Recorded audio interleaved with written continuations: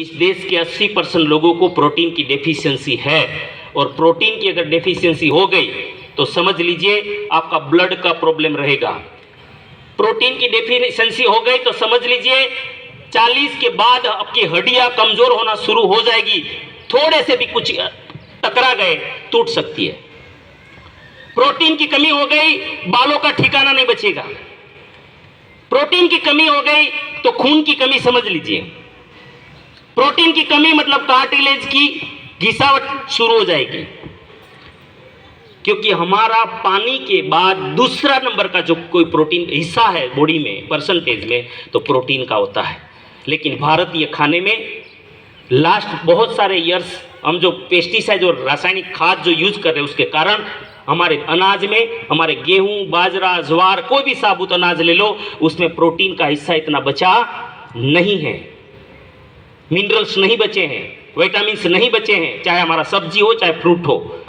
ये जो प्रोटीन है, अगर आप, चलो आपकी भाषा में समझाता हूँ। जब मैंने ट्रेनिंग ले ली थी ना, तो ये 2 प्रोडक्ट आए थे शुरू में, तो मेरे दिमाग में ये कचरा था कि या तो ये खाओ या फिर ये खाओ, 2 में से एक खाओ।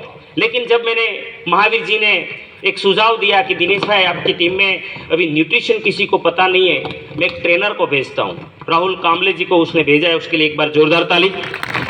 जूनागढ़ में पहला प्रोग्राम किया और तब उसका ट्रेनिंग लिया, तब पता चला कि ये अलग है और ये भी अलग है। इसका रोल क्या है, देश में जो हमारी आर्मी है ना, पाकिस्तान बॉर्डर पे, चाइना बॉर्डर पे, बांग्ला बॉर्डर पे जो भी आर्मी है, ये आर्मी का काम करता है vitamin, minerals, amino acids, botanicals, ये सब काम करता है ये प्रोडक्ट। लेकिन अंदर देश को मजबूत करने का काम, मतलब ये बॉडी को मजबूत करने का काम, ये बॉडी को बनाने का काम, ये बॉडी को मेंटेन करने का काम अगर कोई करेगा वो तो प्रोटीन करेगा।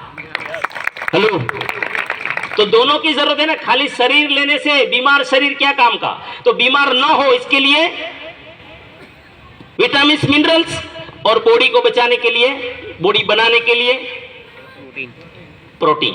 तो ये